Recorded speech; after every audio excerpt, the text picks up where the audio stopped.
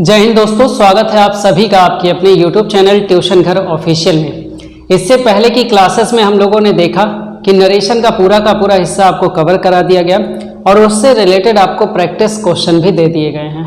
आप उन क्वेश्चनों को लगाइएगा। साथ ही साथ आज हम लोग एक टॉपिक स्टार्ट करने जा रहे हैं, कंजंक्शन की टॉपिक को। ठीक है, कई लोग इसे कंजक्शन पढ़ते हैं, कई लोग इसको कंजंक्शन पढ़ते हैं। आपको जो सुटेबल लगेगा वो आप बोलना। ठीक है, कंजंक्शन।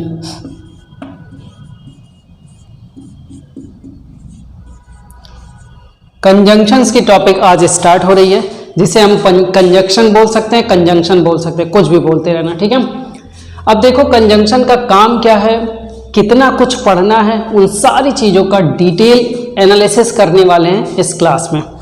कितनी चीज़ें पढ़नी है, उसके पेयर सभी लिख दूंगा और कैसे कैसे पढ़ना है ये भी बताता हूँ। ठीक है, सबसे पहले एक चीज़ जानना कि कंजंक्शन का जो काम होता है वो क्या काम है, जोड़ने का काम है। क्या काम है इसका दोस्त? जोड़ना, जोड़ने का काम करेगा।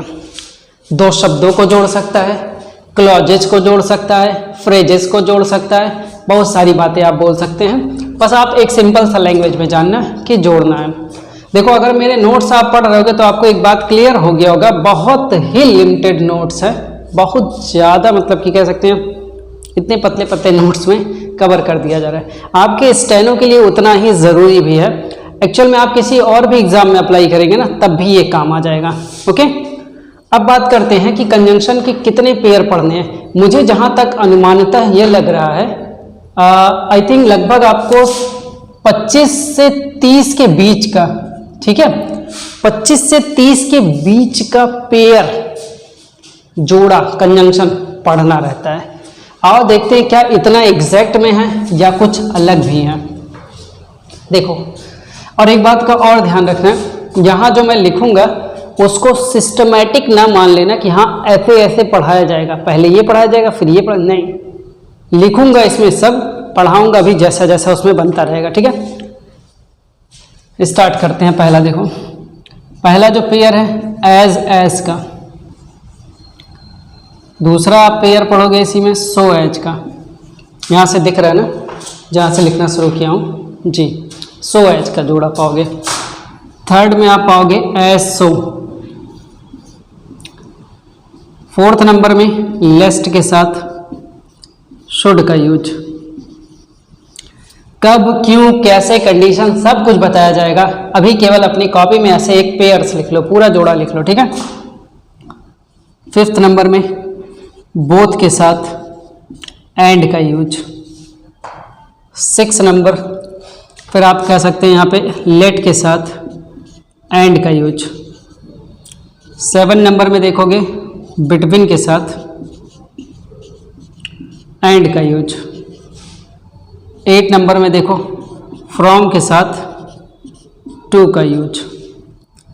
9 नंबर में देखोगे वेदर के साथ ओ आर का यूज। 10 नंबर में आप देखोगे तो यहाँ पे आपको 10 नंबर में कौन सा आसान सा लिख दिया जाए, चलो अभी देखते हैं। ठीक है, 10 लिखेंगे तो शायद 30 तक पहुँच जाएंगे। हाँ, 11 नंबर में देखो आइदर के साथ ओ आर का यूज। 12 नंबर में देखोगे नाइदर के साथ नॉर का यूज। परेशान ना होना कि इसकी मीनिंग क्या है, इसका यूजेज कैसा रहेगा, इसके लिए बिल्कुल भी चिंतित आप मत होइएगा। ठीक है,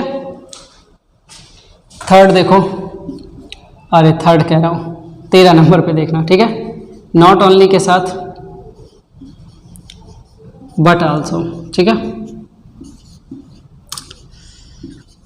नॉट ओनली के साथ बट आल्सो। एक तो नंबर यहाँ क्यों लिखा रहा है। 14 नंबर पे देखो सो दैट।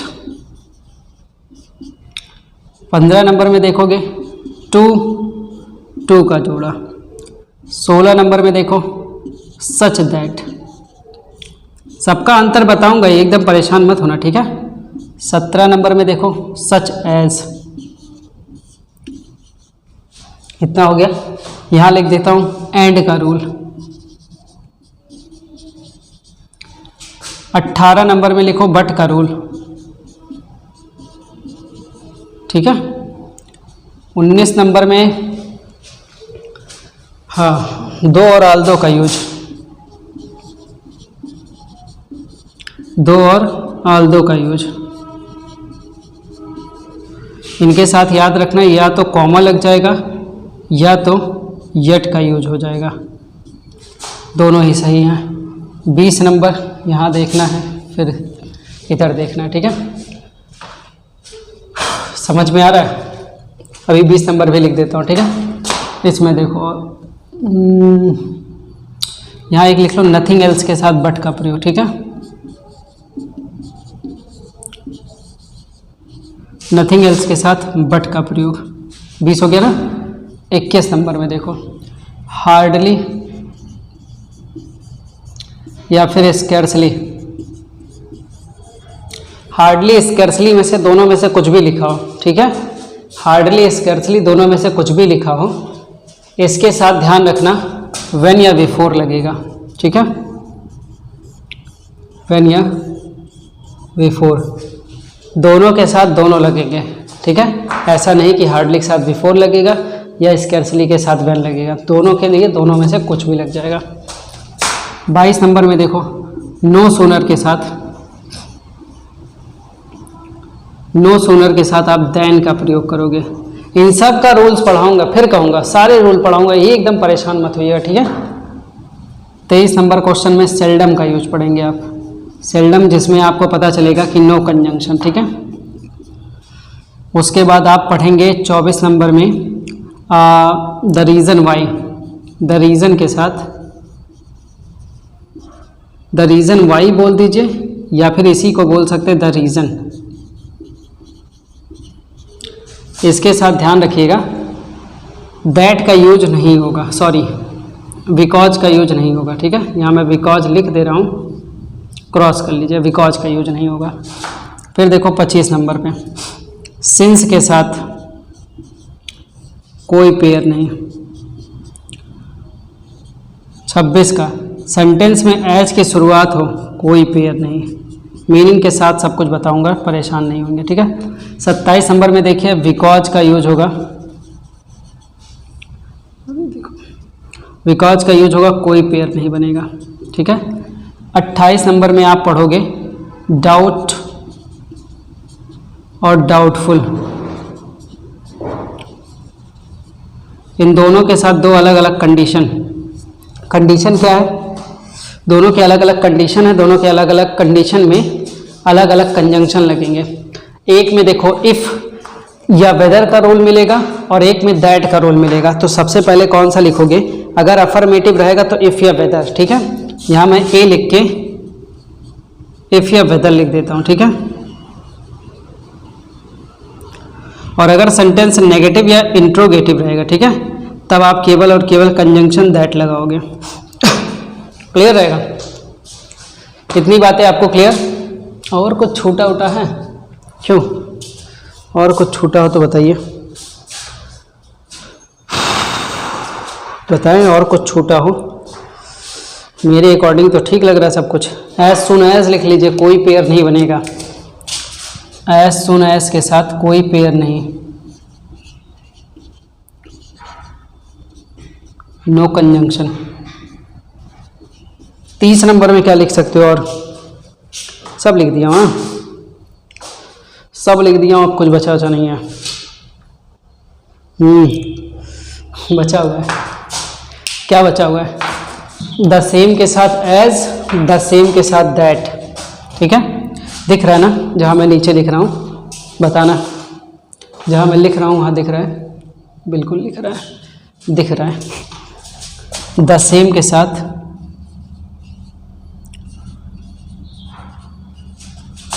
एज का यूज और द सेम के साथ दैट का यूज, ये दोनों भी कंडीशंस हैं, कंडीशंस आपको बताए जाएंगे। बताओ, इतना क्लियर हुआ आपको? देखो, ये आपके सिलेबस में कंजंक्शन का हिस्सा है। आपके कंजंक्शन में सिलेबस का इतना आपको पढ़ना है। अलग से आपको और भी क्या चीज़ें पढ़नी हैं, जैसे व्हेन का यूज अलग से आप पढ़ेंगे, वेयर का यूज होता है, ठीक है। और भी बहुत सी छोटी छोटी चीज़ें हैं जो मुझे लगता है कि 5 से 10 चीज़ें और इंक्लूड कर लीजिए। 5 से 10 छोटी छोटी चीज़ें ऐसी जो पेपर में कभी कभी कभी कभी कभी आ जाते हैं। मोस्टली जो है जो आपका क्वेश्चन पूरा बेस्ड रहेगा इन्हीं के बेस्ड पे रहेगा। इतना आपको पढ़ना है, अगर इतना आपको समझ में आता है देन इट्स, समझो कि आपने अगर इतना आपने सब कर लिया तो ये मान के चलो कि आपने कंजंक्शन में 95% वर्क कर लिया।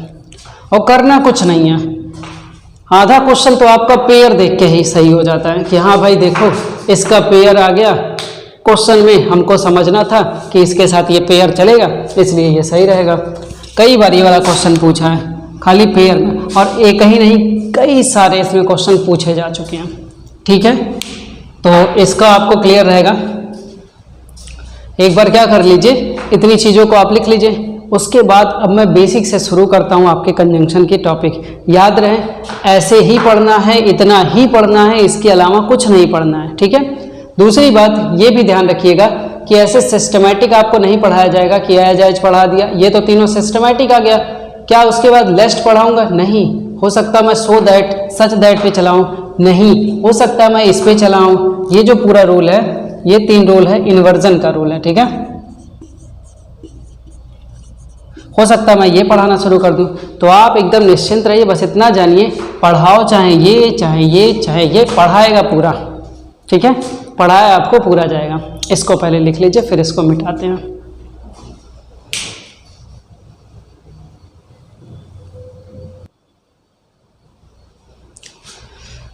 चलो, तो रूल फर्स्ट शुरू करेंगे कंजंक्शन में। ठीक है, सबसे पहला रूल जो मैंने सिस्टमैटिक तौर से लिखा था उसी के सिस्टम को पहले शुरू करता हूँ। ठीक है, सबसे पहला रूल देखो आप, रूल 1। रूल 1 में हम लोग पढ़ेंगे किसके बारे में? एज के बारे में। ठीक है, एज और सो एज, ये दोनों को यहाँ समझना। ठीक है, दोनों एक ही जैसे, बस थोड़ा सा अंतर है। उसी थोड़े से अंतर की वजह से कईयों का क्वेश्चन गलत होता है। वो थोड़ा सा अंतर क्या होगा, सबसे पहले देखो क्या अंतर है। दोनों की मीनिंग की अगर आप बात करोगे, ठीक है, तो दोनों की हिंदी मीनिंग जो है सेम है। सेम का मतलब क्या? इतना, जितना। ठीक है, दोनों की मीनिंग में सर कोई अंतर नहीं है, बिल्कुल सही है, दोनों की मीनिंग में कोई अंतर नहीं है। एक बात यहाँ पे अभी आपको मान के चलना है, ये बात आगे जाके सही नहीं होगा, लेकिन यहाँ पे आपको मान के चलना है क्योंकि अभी यही लॉजिक फिट होगा। जब एडजेक्टिव में पहुंचेंगे तब ये लॉजिक नहीं फिट होगा। ठीक है, वहां मैं एक बार फिर आपको समझाऊंगा। अभी आपको याद रखना है एज के बाद या एज के बाद हमेशा सब्जेक्ट यूज होगा। ठीक है, सब्जेक्ट लिखेंगे। ओके, दोनों एज के बाद। और ये जो बीच में है, ठीक है, यहाँ पे आपको लगाना है पॉजिटिव डिग्री। अब आपके मन में एक सवाल आएगा कि पॉजिटिव डिग्री क्या होता है सर? ये पॉजिटिव डिग्री किसकी भला है? तो भाई देखो, पॉजिटिव डिग्री एक होता है कंपैरेटिव डिग्री, एक होता है सुपरलेटिव डिग्री, है ना। जैसे अगर हमारे सामने गुड लिखा है, ठीक है, जैसे हमारे सामने गुड लिखा है, बैड लिखा है, ठीक है, या फिर मान लीजिए कि हमारे सामने लिखा हुआ है ग्रेट लिखा हुआ है, तो जो मेन फॉर्म है इसी को हम लोग बोलते हैं पॉजिटिव डिग्री। ठीक है, सीधा सीधा क्या बोलोगे? पीडी का मतलब सीधा सीधा आप कहोगे कि सर ये एडजेक्टिव है क्या? अरे हाँ बिल्कुल, ये क्या है? ये एडजेक्टिव है। ठीक है, किस एडजेक्टिव के फॉर्म को हमें लिखना है? हमेशा पॉजिटिव डिग्री को लिखना है। हमें ER वाला वर्ड नहीं लिखना है, हमें EST नहीं लिखना है, या फिर ST नहीं लिखना है। बात क्लियर? हमेशा जब लिखेंगे तो एडजेक्टिव के मेन फॉर्म को लिखेंगे, हमेशा जब लिखेंगे तो एडजेक्टिव के मेन फॉर्म को लिखेंगे। अभी एकदम परेशान मत होइएगा, मन में जरा सा ये ना लेके आइएगा नहीं समझ में आ रहा, नहीं कर पाएंगे, कठिन है। सबसे आसान है। क्या है? सबसे आसान है। देखो पेयर, सब क्वेश्चन सही। ठीक है, समझते जाना। अब देखो, एक कंडीशन हमने क्या पढ़ा इसमें, एक तो मीनिंग हमें सर बता दिया आपने सेम है, ठीक है, एक सब्जेक्टिव केस सेम है, पॉजिटिव डिग्री भी सेम है। तो फिर क्या अंतर पड़ गया? क्या जरूरत पड़ गई कि एज एज था फिर सो एज भी लेके आए हो? आखिर क्या जरूरत पड़ गई? तो अब जो बताने जा रहा हूं यही इसकी जरूरत है, यही इसका समझना जरूरी है। जो ये वाला क्वेश्चन है ये हमेशा नेगेटिव में यूज होगा। हमेशा कहाँ यूज होगा? नेगेटिव में, मतलब नॉट लगा लगा के यूज करना पड़ेगा, ठीक है, हमेशा नॉट लगा लगा लगा के यूज करना पड़ेगा। और जो एज है, ये चाहे आप पॉजिटिव में लिखो, ये चाहे आप नेगेटिव में लिखो, कोई दिक्कत नहीं है, दोनों टाइप से सेंटेंस में प्रयोग किया जाएगा, ठीक है, दोनों टाइप से सेंटेंस में प्रयोग किया जाएगा। बताओ कोई दिक्कत, समझने में कोई दिक्कत? तो 4 बातें ध्यान रखनी है इस क्वेश्चन को। सबसे पहले एज सो एज का मीनिंग हो गया इतना जितना। दूसरा काम, दोनों एज के बाद सब्जेक्टिव केस आएगा। तीसरा काम, एज सो एज के बीच में पॉजिटिव डिग्री। चौथा काम, सो एज जो है वो केवल नेगेटिव के साथ जाएगा, और एज जो है वो नेगेटिव और पॉजिटिव दोनों के साथ जाएगा। हो गया ना धुआं धुआं? बात समझ में आ गई होगी। लिखने का दिल करेगा तो लिख भी लेना, और कहोगे तो मैं लिखवा भी दूंगा। हालांकि ये जो लिखा हूँ इसी को अपने शब्दों में ऐड करो। अभी एग्जाम्पल चलेंगे, परेशान नहीं होना, ठीक है। कितनी टाइप से गलतियाँ पूछी जा सकती है इसमें। एक बात और ध्यान रखना, ये जो मैंने अभी यहाँ पे आपको बढ़ाया है ना, सॉरी यहाँ पे जो मैंने आपको बताया है ना, यही चीज़ एक बार फिर चर्चा होगी। कब सर, आखिर कब चर्चा होगी? जब मैं एडजेक्टिव का टॉपिक आपको पढ़ाऊंगा तब यही चीज़ फिर चर्चा करूंगा, क्योंकि ये पॉजिटिव डिग्री में आपको पढ़ाना रहेगा। तो थोड़ा सा एकदम रिलैक्स रहिए कि हाँ अभी मेरे को समझ में आने वाला है, यही समझ लो, ठीक है। जैसे मैंने लिखा he is as good as me. देखो आखिर कितनी टाइप से इस क्वेश्चन में गलती बन सकती है, बस उसको ध्यान में रखना, ठीक है। जैसे लिखा हुआ she is not as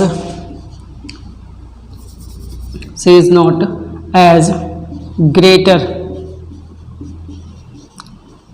as I। देखते जाओ, मजा ही आ जाएगा इसमें, ठीक है, देखते जाओ। फिर लिखा हुआ रवि, ठीक है, is so brave as कवि, ठीक है। 3 क्वेश्चन हो गया ना, ये 3 क्वेश्चन हम लोगों ने बनाए हैं। अब इन 3 क्वेश्चनों में देखोगे तो इन तीनों क्वेश्चन में जितनी बातें मैंने बताई है वो सब टाइप की गलतियां मैंने ऐड कर दी हैं। बताओ ऐड है कि नहीं ऐड है? बताना ऐड है कि नहीं ऐड है। तो देखो आपके पेपर में क्या होगा, ऐसे पार्ट अलग हो जाएगा, पूछा जाएगा कि यहाँ पे क्या गलती है, ठीक है, पूछा जाएगा यहाँ पे क्या गलती है, तो आप नो एरर या एरर जो भी रहेगा वो आप बताओगे। अगला पार्ट मैंने अलग कर दिया, फिर मैंने अगला पार्ट भी अलग कर दिया। समझना ये वाला क्वेश्चन रहेगा, बहुत लॉजिकल और बहुत कॉन्सेप्चुअल क्वेश्चन है।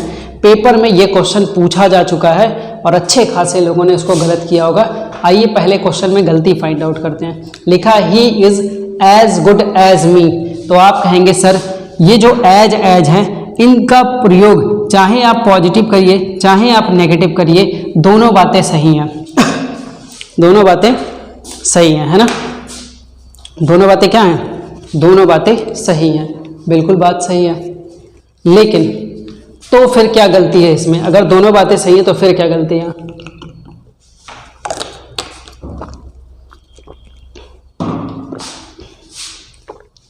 अगर दोनों बातें सही हैं तो फिर क्या गलती है? तो आप कहेंगे कि सर अगर दोनों बातें सही हैं तो गलती यहाँ भी तो देखिए, आपने बोला है कि एज के बाद हमेशा क्या आएगा? सब्जेक्टिव केस का प्रयोग होगा, ठीक है, सब्जेक्टिव केस का प्रयोग होगा। तो यहाँ पे क्या सब्जेक्ट लिखा है? नहीं लिखा है, तो क्या गलती है? आप कहोगे कि सर यहाँ मी की जगह क्या होना चाहिए? आई होना चाहिए, क्योंकि ये सब्जेक्टिव केस का। अब आपके मन में एक सवाल और, सर आप पढ़ा रहे हैं कंजंक्शन, खोज रहे हैं प्रोनाउन की गलती। मेरे भाई मैंने आपको क्या बोला है? मैंने आपको बोला है इससे रिलेटेड जितनी भी बातें हैं वो सब मैं आपको बता रहा हूँ, ठीक है। पेयर की गलती तो पूछता ही है। अब पेयर में क्या गलती पूछे? एज सो करेगा? नहीं करेगा। वो कैसे कैसे कंडीशन बनेगा आप उसको देखते रहो, ठीक है। इसमें क्या गलती पूछता है बस उस पर फोकस्ड रहोगे आप। नेक्स्ट देखो लिखा है she is not as greater as I, तो आप कहेंगे सर ये जो एज है इसके साथ चाहे पॉजिटिव लिखें चाहे नेगेटिव लिखें, दोनों सही है, मतलब यहाँ तो कोई दिक्कत नहीं है। उसके बाद आप यहाँ देखेंगे तो यहाँ ग्रेटर लिखा है। हमने अभी क्या पढ़ा है कि यहाँ केवल पॉजिटिव डिग्री का प्रयोग होगा, ER वाला कोई भी वर्ड का यूज नहीं होगा। तो हम क्या करेंगे, इस ग्रेटर में से ER को अगर हम गायब कर दें तो क्या बन जाएगा, ग्रेट बन जाएगा, तभी जाके आपका क्वेश्चन सही हो जाएगा। तो पहला, दूसरे में गलती ये मिल गई। Third number question, Ravi is so brave as Kavi. Ravi इतना बहादुर नहीं है, यही कहना चाह रहा सेंटेंस में, क्योंकि ये भाई अपने साथ नॉट एक्सेप्ट करेगा। ठीक है, ये क्या करेगा, ये अपने साथ नॉट एक्सेप्ट करेगा। अब देखो, अगर आपको क्वेश्चन यही समझना, अगर आपको ये क्वेश्चन ऐसे दे दिया गया होता तो आप क्या कहते कि सर इसी वाले पार्ट में गलती है और यहाँ नॉट लगा लीजिए, है ना, यही आप कहोगे। ठीक है, यही आप कहोगे और आप क्या यही सब कहेंगे, यही सब कहेंगे कि यहाँ पे क्या करिए, नॉट लगा लीजिए, क्योंकि सो एज के साथ नॉट लगना चाहिए, तो नॉट लगा दिया। ये तो हो गया आम जिंदगी वाला, कहते हैं ना, ये हो गई आम जिंदगी। ये जो आपने सोचा है एक आम के तरीके से सोचा है, आम आदमी के तरीके से सोचा है। अब थोड़ा खास आदमी के तरीके से सोचिए। आप खुद सोचिए, क्या एग्जामिनर आपसे ये पूछ रहा है, या फिर इस सेंटेंस की हिंदी समझ लीजिए, फिर आपको और भी बात समझ में। इस सेंटेंस की हिंदी, रवि इतना बहादुर है जितना कवि, यही तो इस सेंटेंस में लिखा है। नॉट नहीं लिखा तो क्यों नहीं बोलेंगे हम, नॉट नहीं लिखा है तो हम क्यों नहीं बोलेंगे। अब मतलब क्या हो गया, तो कह रहा है कि रवि इतना बहादुर है जितना कवि, मतलब कि रवि और कवि दोनों इक्वल बहादुर हैं। ये बात तो आपको समझना ही समझना है। अभी मैंने क्या बताया कि एक तो आम जिंदगी हो गई, जो आपने कहा कि नॉट लगा लीजिए। अरे महोदय महोदया, इस सेंटेंस में जब कह रहा है कि रवि इतना बहादुर है जितना कवि, तो आप नॉट लगाने क्यों जा रहे हो। आप और भी बेहतर क्या कर सकते हो, सर इसी सो की जगह क्या हम एज रख दें, सर इसी सो की जगह क्या हम एज रख दें, तो क्या सेंटेंस सही होगा, बिल्कुल सही होगा। ठीक है, अगर हम इसी सेंटेंस के पहले सो की जगह एज रख दें तो क्या कोई दिक्कत इस क्वेश्चन में, बताइए, क्या कोई दिक्कत इस क्वेश्चन में। आप कहेंगे सर कोई भी दिक्कत नहीं है। क्यों कोई दिक्कत नहीं है, क्योंकि ऐसे ही क्वेश्चन गलती पूछा गया है पेपर में, और अगर आपको तसल्ली देनी हो तो मैं ये क्वेश्चन आपको दिखा भी देता हूँ, ताकि आपको ऐसा प्रॉब्लम ना हो। आपको ये समझ में आना चाहिए। मैं एक क्वेश्चन खोज लेता हूँ, जस्ट अ सेकेंड, और यही क्वेश्चन मैं यहाँ पे लिख देता हूँ। ठीक है, थोड़ा 1-2 मिनट का टाइम लगेगा क्वेश्चन, क्योंकि मुझे यहाँ से देखना पड़ेगा, तो मैं देख रहा हूँ क्वेश्चन आपके लिए, तब तक आप लिखते रहिए। बहुत ही अच्छे तरीके से पूछा भी गया था।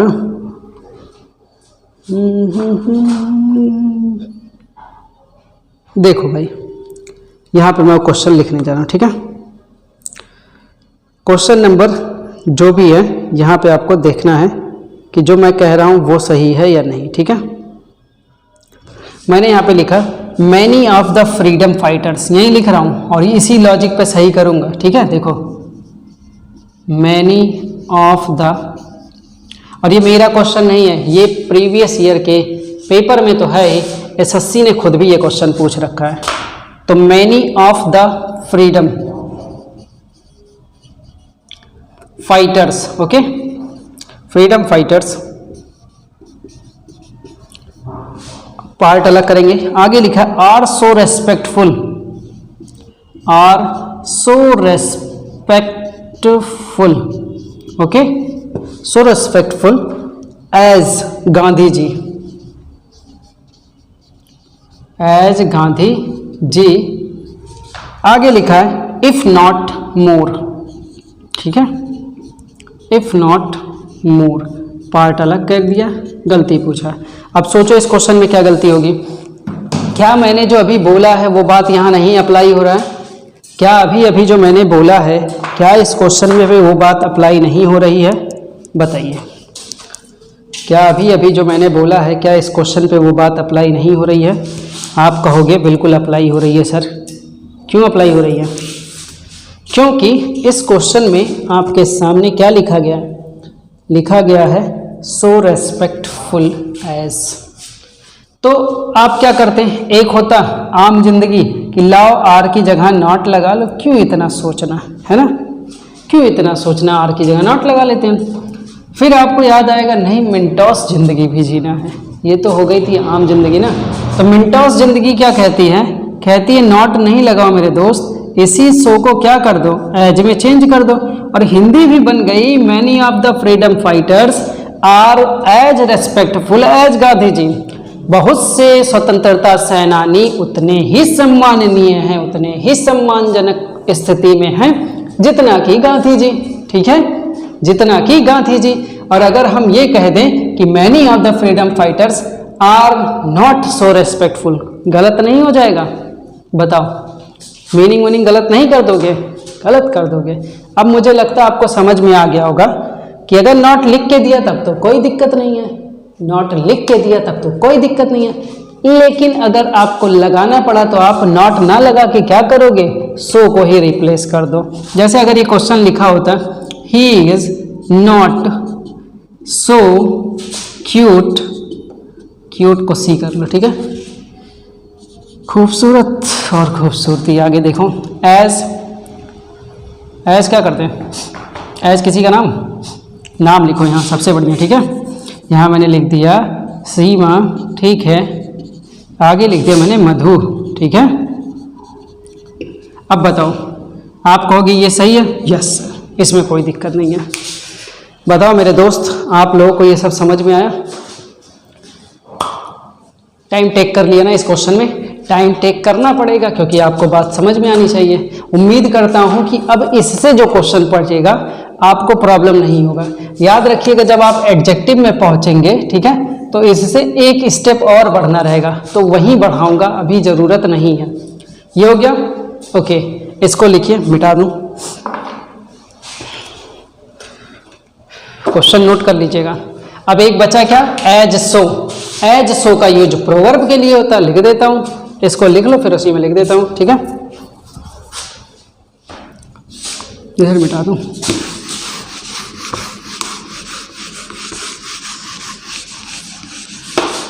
मस्ती से पढ़िए और समय रहते आपका सिलेबस, टारगेट तो था और टारगेट है भी, और ख़त्म भी किया जाएगा, ठीक है, जल्दी से ख़त्म हो जाएगा।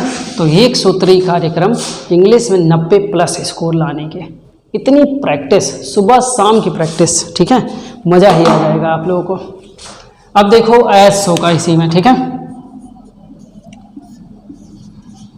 ये जो मीनिंग रहेगा ये इतना जितना से हट के है, इसका इतना जितना कोई मीनिंग नहीं है, ठीक है। ये ऐसा जैसा का, ठीक है, या जैसा वैसा बोलो, ठीक है, जैसे बोलते हैं ना जैसा करोगे वैसा भरोगे, ठीक है, ये जैसा वैसा की मीनिंग रहेगी। ये केवल किसके लिए यूज होता है, ये केवल प्रोवर्ब के लिए होता है।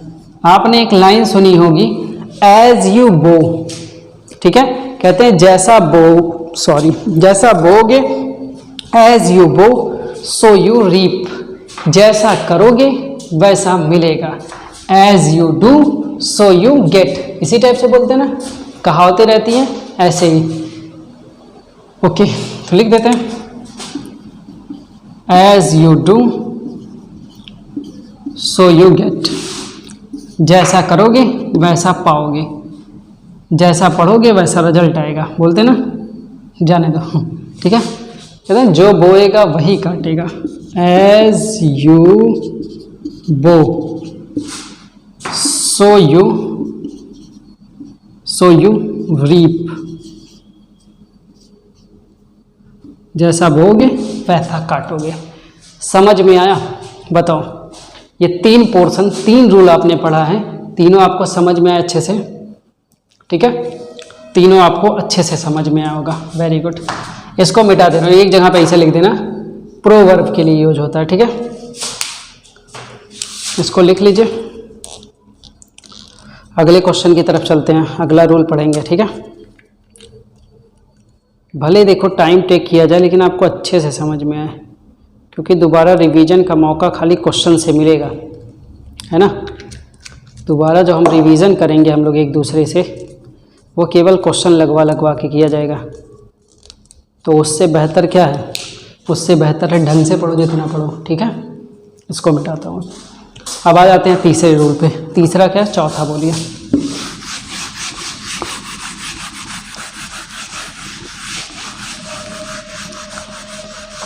चौथा रूल,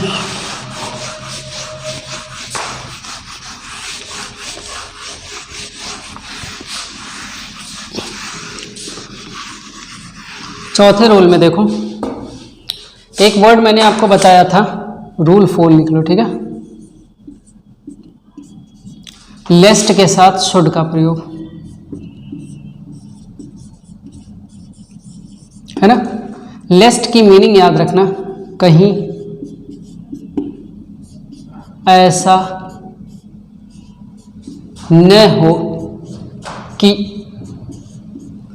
ये हो गया आपका फोर्थ रूल।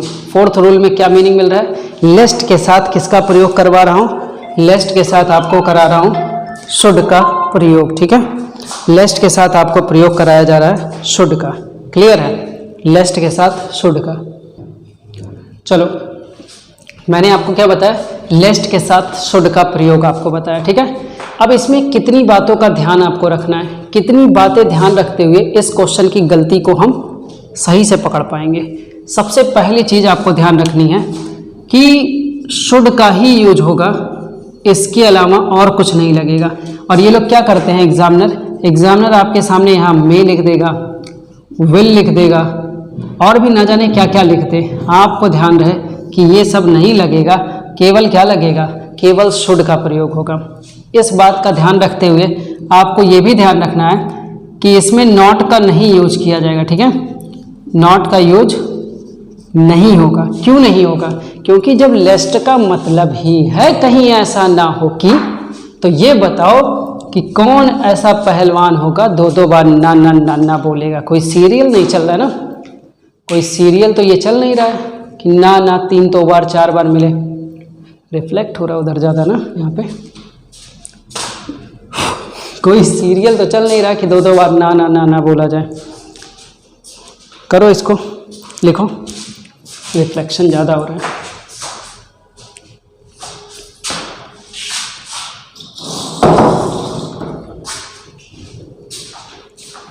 रिफ्लेक्शन रोक लोगे? नहीं रोक पाओगे ना। चलिए, तो नॉट का यूज नहीं होगा साथ में। जैसे एग्जाम्पल 2-3 बार पेपर में क्वेश्चन पूछा गया कुछ इस तरीके से, लिखा हुआ है वॉक स्लोली, ठीक है, slowly, walk slowly लेस्ट you may not fall, fall, fail, fallen, fall, ठीक है, मे नॉट फॉल। नेक्स्ट लिखा है run fast लेस्ट you will miss the train, ठीक है। अब इस क्वेश्चन में क्या गलती होगी ये आपको फाइंड आउट करके देना है। तो आप क्या बोलोगे? आप कहोगे सर इतना आसान क्वेश्चन हम क्यों नहीं बता पाएंगे? बिल्कुल बता लोगे, ठीक है। इतना आसान क्वेश्चन हम क्यों नहीं बता लेंगे? आप बिल्कुल बता लोगे इस क्वेश्चन का आंसर, आप बिल्कुल बता लोगे इस क्वेश्चन का आंसर। यार वहाँ जो नॉट लिखा हुआ है ना, वहाँ बहुत रिफ्लेक्ट कर रहा है ना, जहाँ पे नॉट लिखा हुआ है वहाँ कुछ ज़्यादा ही रिफ्लेक्शन चल रही है। एक बार और ट्राई करता हूँ कि रिफ्लेक्शन जाए। रिफ्लेक्शन का मतलब ब्राइटनेस होता है, अपनी मीनिंग मत लगा लेना। नहीं जाएगा ना,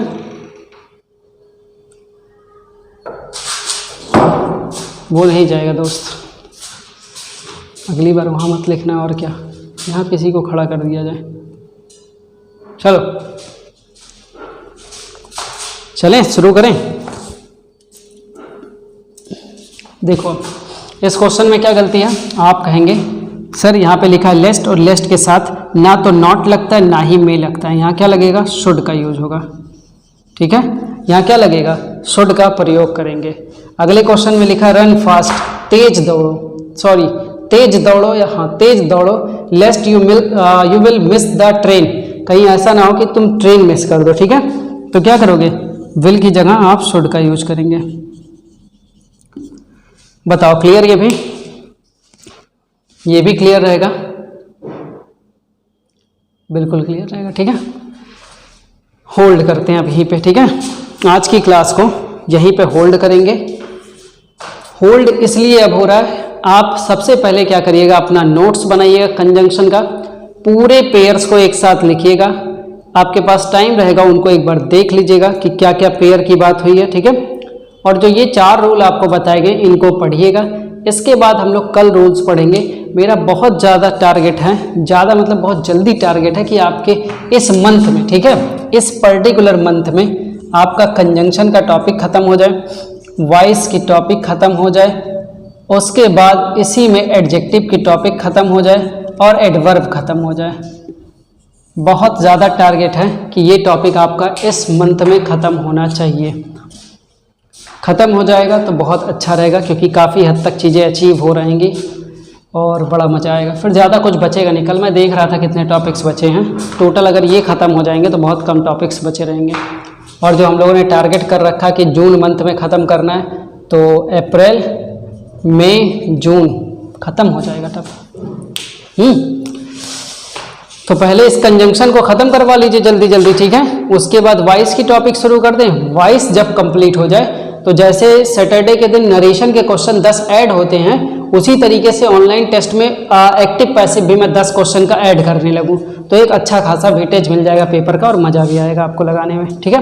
उस पर्टिकुलर क्लास में जानते फिर कितना चर्चा होने लगेगा, 35 नंबर्स के रोज चर्चा करेंगे, रोज मिनटों से सैटरडे को चर्चा होने लगेगी। क्लियर? चलो आज की क्लास में इतना ही। इसको अभी पहले लिखो अच्छे से, फिर देखते हैं, ठीक है। टेक केयर, जय हिंद।